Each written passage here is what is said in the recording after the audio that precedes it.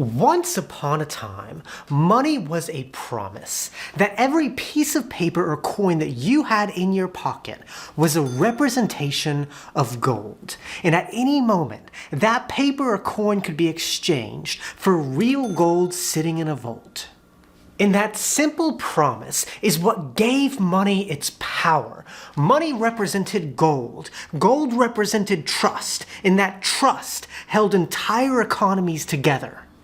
But over time, that promise became harder to keep. War, crises, and political choices chipped away at this golden promise.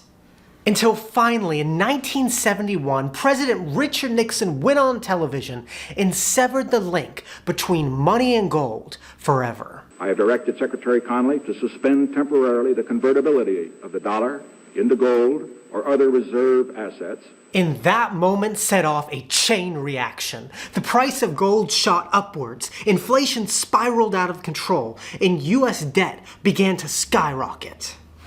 And from 1971 on, money was no longer backed by anything physical, but it was backed only by trust in the institutions printing it. And so the question of this video is, how did money go from being backed by gold to being backed by nothing at all? And in this video, that's the story I want to tell, because Richard Nixon's decision in 1971 wasn't an isolated incident, but it was the climax of a centuries-long story of trust, conflict, and power.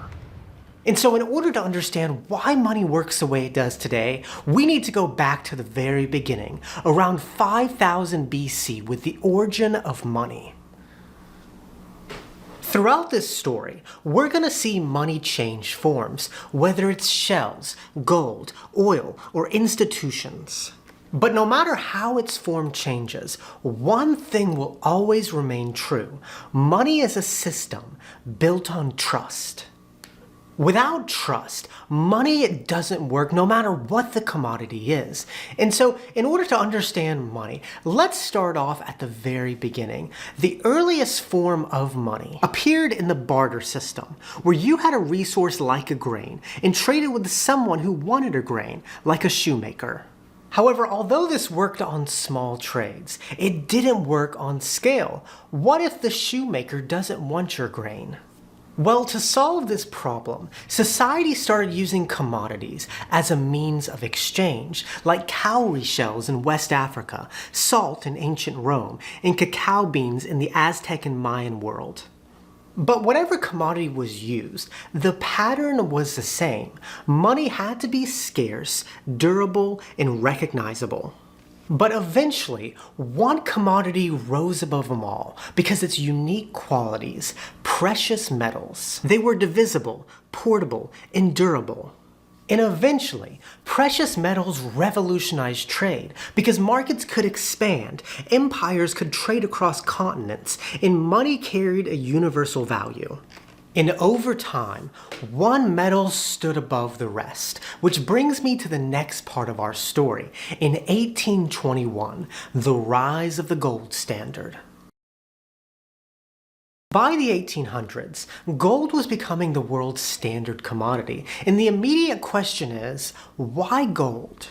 What is it about this metal that makes it so universal? Well, gold is rare, but not too rare. It's resistant to corrosion, and it's universally desired across cultures. And in 1821, the British Empire was the first major power to formally adopt the gold standard, where the pound sterling was directly backed by gold. People could convert paper notes into gold on demand. And over time, other large economies began to adopt the gold standard, like France, Germany, Japan, and finally the US. And this is often called the first wave of modern globalization because trade, migration, and investment were all anchored by the same commodity, gold. And the gold standard was so attractive around the world because it created stability. It limited inflation and held its value. Trust, governments couldn't print endless amounts of it. Simplicity, exchange rates were fixed. And economic power, being on gold showed credibility.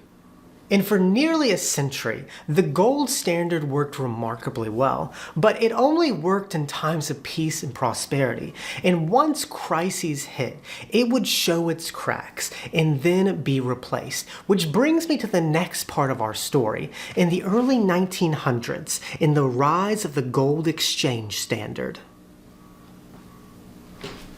By the early 1900s, gold was reaching its breaking point, and that was because of World War I in 1914.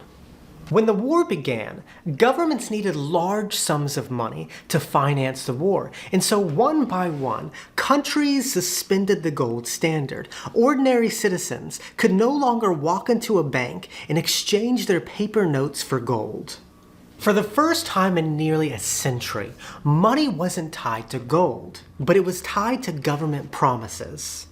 And because of the increase in war spending, inflation surged, currencies were no longer stable, and gold reserves around the world depleted. But for one country, it was a very different story: the United States. Because the US was far away from the fighting, its economy remained intact, and as Europe bought US food, weapons, and supplies, their gold flowed across the Atlantic, and by the end of the war, the US held the world's largest stockpile. And after the war, governments wanted to restore stability and go back to the gold standard. But this world after the war wasn't the same. Too much money had been printed, debt had piled up, and gold reserves were unequally distributed. And after many failed attempts to bring it back, a new system appeared, and it was called the gold exchange standard, where instead of every country holding its own gold, only a few key powers like the US and Britain would hold it. Other nations held their reserves in those currencies, which could then be exchanged for gold. In practice, that meant if Belgium pegged its franc to the pound, and the pound was pegged to gold, then indirectly, the franc was tied to gold. On the surface, it looked like the world returned to gold, but underneath, the system was fragile and unbalanced. And as we entered the 30s, this system would collapse, which leads me to 1933, when gold became illegal in America. By the early 1930s, the world was in a free fall. The Great Depression shattered economies everywhere. Banks were failing, unemployment was soaring, and international trade collapsed. The gold exchange standard in the 20s was unraveling under pressure, and Britain abandoned it in 1931, and many other countries followed as they couldn't defend the gold peg. But in the United States, the story played out a little bit differently. America still had the largest gold reserves, but as panic set in, citizens rushed to exchange their dollars for gold, leaving the system closer to collapse. And at this moment, President Franklin D. Roosevelt stepped in and made the most dramatic decision in American monetary history, Executive Order 6102, which made it illegal for American citizens to own most forms of gold. Citizens were forced to turn in their gold to the Federal Reserve, and in exchange, they would be given paper dollars or faced fines or imprisonment. And this was a very big shift, where gold moved from the hands of the people to the vaults of the government. And shortly after, the government passed the Gold Reserve Act of 1934, which transferred all U.S. gold to the U.S. Treasury, prohibited the redemption of dollars for gold, and authorized the president to set the value of the dollar in terms of gold at a new higher rate. And that rate would change from $25 per ounce to $35 per ounce, devaluing the dollar by 40%, allowing the government to print more money. But Roosevelt's gold ban wasn't just about seizing all the gold, but it was about rewriting the relationship between gold and citizens. From that moment on, only governments and central banks could deal in gold. Ordinary citizens had to use paper money. And while America was rewriting the rules at home, a bigger shift was about to happen abroad, and America had the leverage to write the rules of the next monetary system. In 1944, Bretton Woods, the dollar takes control. Near the end of World War II, Europe was bankrupt and its economies were shattered, but the US was different. It held 2/3 of the world's gold reserves in an economy untouched by war.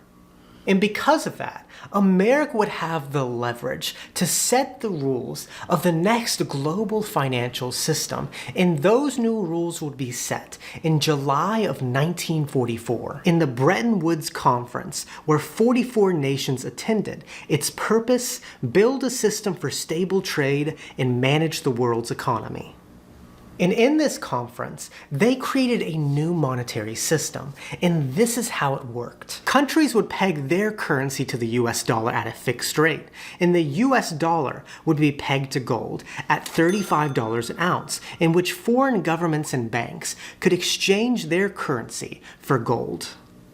And at the time, people thought this system would work because US had a massive gold reserve to back its promise, and the dollar seemed incredibly credible.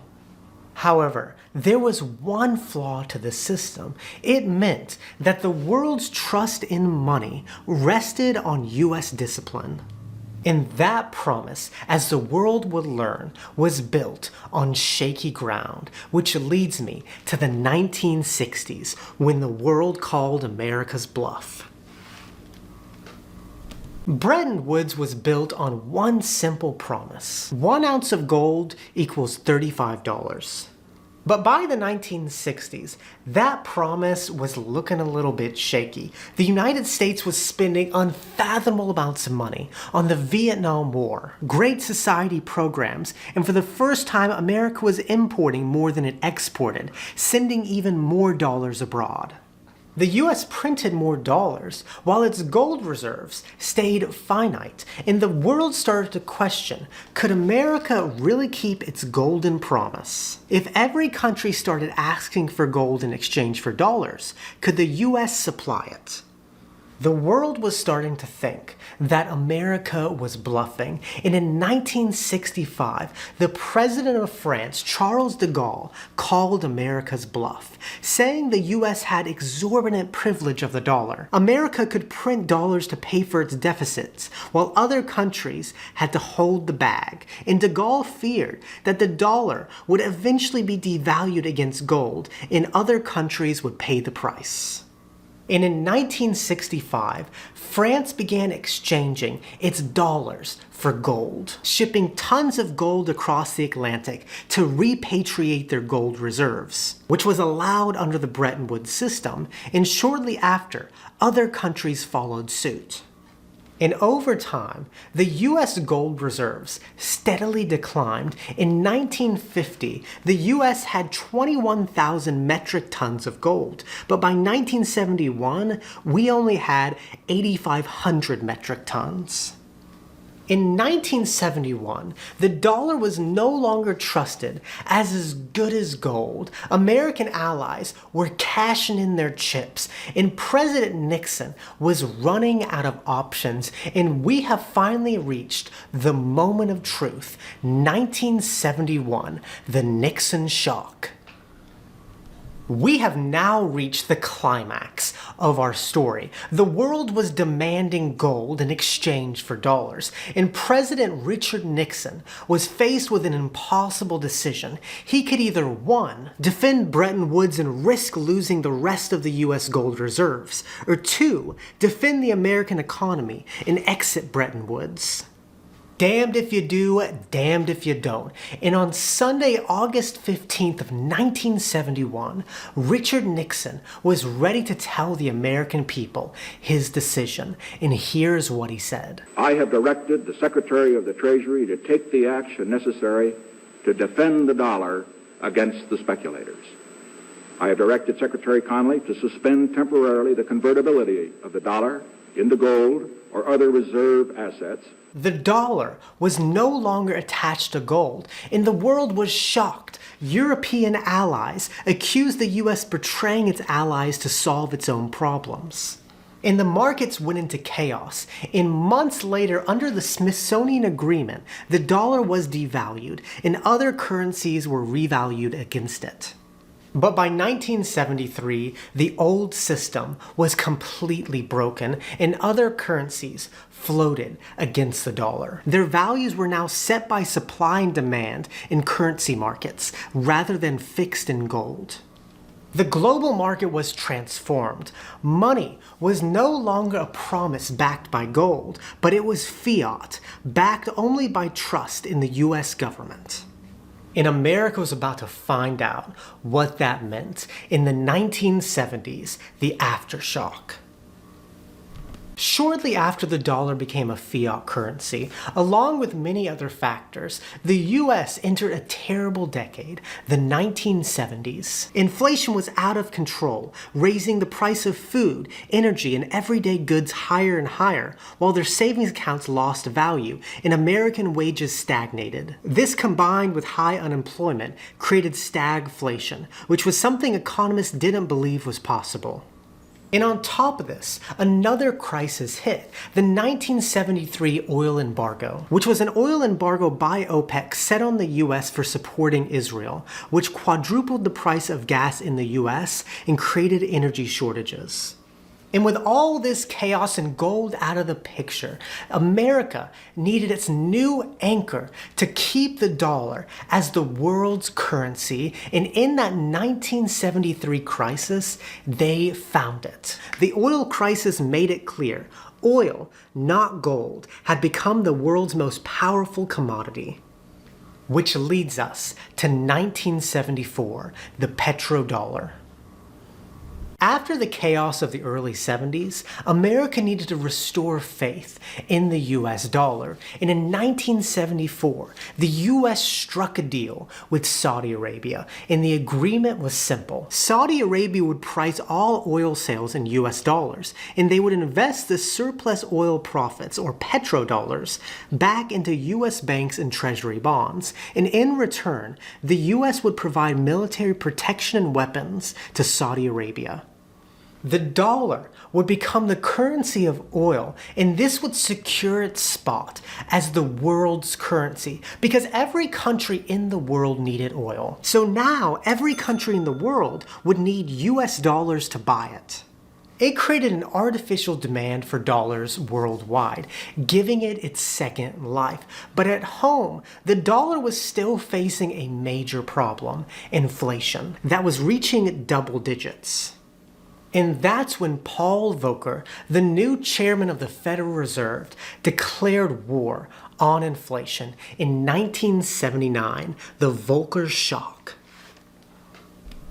By the end of the 70s, America was suffering with inflation, and that is when Paul Volcker declared war on inflation and raised interest rates to over 20%, where borrowing became impossible, whether it was with mortgages, cars, and loans. And in the short term, it was painful. Unemployment was at 10%. Farmers were driving their tractors to the Federal Reserve, and small businesses closed.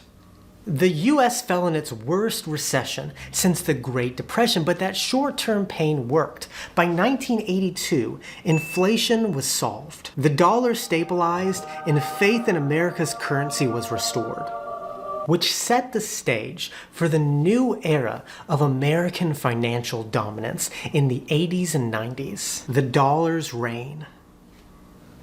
By the mid-80s, the dollar was looking strong again. The petrodollar system ensured worldwide demand, and the Volcker shock ended inflation at home. Confidence was restored, and everyone was flocking to the dollar. But this time, its power was not based on gold, but it was now seen as the language of global finance. Treasury bonds became seen as a safe asset. And with the collapse of the Soviet Union in 1991 and the fall of the ruble, the dollar became the world's undisputed global currency. If Japan and Mexico did a trade deal, it was in dollars. But although this was good for the US, other countries, developing countries, specifically in Latin America, borrowed heavily in dollars, and when interest rates went high in the 80s, it drove up their debt payments, and Latin America entered the lost decade, where they were unable to pay their debts, faced high inflation, declining income, and increased unemployment.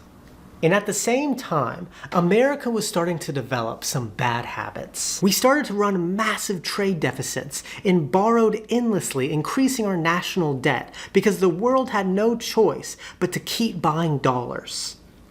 So while the dollar's dominance looked like strength, it was also a very fragile system. The world had tied itself to a single fiat currency backed by the US government, and that meant that America's problems could quickly become everyone's problems. And that test would come in 2008, the Fiat stress test. By the 2000s, the dollar seemed unstoppable, powering trade, dominating finance, and trusted as the world's safe haven. But in 2008, the global financial crisis exposed how fragile this system was. The housing market was in a bubble, and when it burst, banks collapsed, stock markets crashed, and millions lost their homes. This was the first true test of the fiat system solely based on trust. If money had no anchor and the dollar was just a promise, could it survive the worst financial panic since the Great Depression? Well, at first, while America was starting to implode, it seemed like the world might abandon the dollar. But what actually happened was the opposite. Investors fled investments like corporate stocks and bonds and rushed to buy dollars and US Treasury bonds. The dollar strengthened during the crisis because it was seen as the safest asset in a storm, and so the Fed opened the floodgates and started printing trillions of dollars to bail out banks, rescue the economy, and stabilize the market. And other countries kept buying US debt because no matter how flawed the dollar was, there was no alternative. It was too big and powerful to fail. And in 2025, I think the question on many people's minds is, when will the next empire fall? We have now reached the end of our story. The dollar still remains as the world's global currency. It makes up 58% of global reserves and 54% of foreign trade invoices. However, with debt rising, rivals growing stronger, and new technologies like digital currencies emerging, many are asking, when will the next empire fall? Well, if this story has taught us anything, it is that every monetary system, whether it's shells, gold, oil, or paper, eventually breaks. That is a guarantee. The real question is when. And the answer to that question is nobody knows. And I want to make it clear that I am not an expert in this topic. I am simply a YouTuber who went down a rabbit hole. And so as a YouTuber who went down a rabbit hole, I want to share my 3 big takeaways that I learned from researching this video. 1, America has been extremely lucky.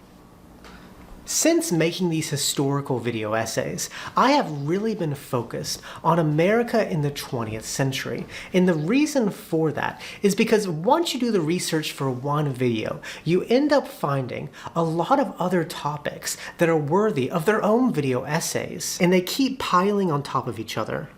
And one thing I've come to realize through all this research is how lucky America has been up to this point. America was lucky in its timing. It rose while Europe was falling. Lucky in its geography. Oceans and resources shielded it from destruction. And lucky in its wars. Every global conflict that weakened others strengthened the US. And that luck played as much of a role in America's dominance as any policy or strategy did. 2, things that have never happened before happen all the time. One of the biggest lessons of this story is how often money changes in ways that no one expects. I mean, think about this story. No one thought the gold standard would collapse in World War I. No one imagined Americans would be banned from owning gold in the 30s. No one predicted that in 1971, the US would suddenly break the dollar from gold forever. History shows us that the biggest financial shifts are the ones that no one saw coming. And finally, money will always be a soap opera. If there's just one more thing that this story shows us, it's that money is never boring. It's a drama, it's a conflict, it's winners and it's losers. From gold rushes to bank runs, from Nixon on TV to oil shocks. In financial crisis, money has always been the center of power struggles. And the reason is simple. Money isn't just paper or metal, but it's human trust. And when human trust is involved, there will always be fear, greed, politics, and betrayal. So keep the popcorn machine running and expect a soap opera from money until the day you die. Thank you so much for watching. I hope you enjoyed this video. If you did, please give it a like, subscribe to my channel for more videos like it, and if you want to hear another very interesting story about the real reason boomers are retiring broke, my #1 smash hit of the year, give this video a watch next. And with that, muchas gracias, que tenga un buen día, nos vemos chicos.